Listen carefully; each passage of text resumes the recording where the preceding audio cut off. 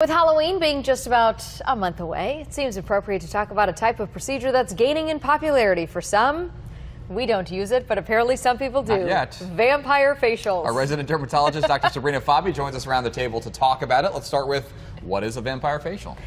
So it's a procedure that essentially uses your own blood. They draw the blood from you, and then they spin it down to separate platelets that are rich in growth factors and that promote wound healing to blood. And so then they take this platelet-rich plasma, which is what it's called, PRP, and then they either inject it, calling it a vampire facelift, or they smear it all over your face, and then they push all of that in with little microneedling. This sounds so strange. Like, okay, so what are the benefits of this? Like, why would you do this? Right there, you've got the growth hormones that I would guess have some type of benefit. So the growth factors are thought to essentially promote or help your cells create new collagen. And so there are reports that potentially there might be benefits for wrinkles, acne scarrings, traumatic scars, overall anti-aging.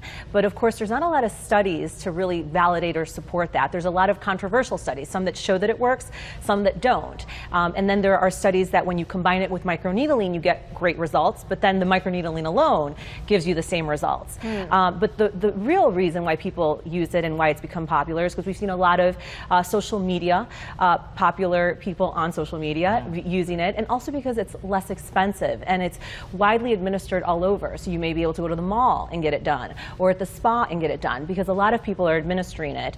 And so because of it, now we have this spa in New Mexico that was most recently closed down because they were, giving other people possibly HIV. Oh my gosh. Yeah, anything involving needles, you want to be... And blood, right? And blood, yes, I guess you could argue that, well, it's your own blood, so that's better than like what you'd think, I guess. You would think. But obviously with this situation in New Mexico, that was not the case. Right, because ultimately people need to be remembering that these are medical procedures, just like any medical procedure. So orthopedic surgeons, for instance, use this method and then inject it back into the knees. And you'll hear people that have improvement in arthritis from it. And they have a lot in their literature to support that it works. But you would never go to the mall or go to the spa to get your knees injected, right? You'd go to a medical doctor who's qualified to do the procedure. So this is no different. Something that's being drawn from you, that's blood, that potentially can have diseases that can be communicated from one person to another, also require that you go to an established medical facility that has licensing to handle blood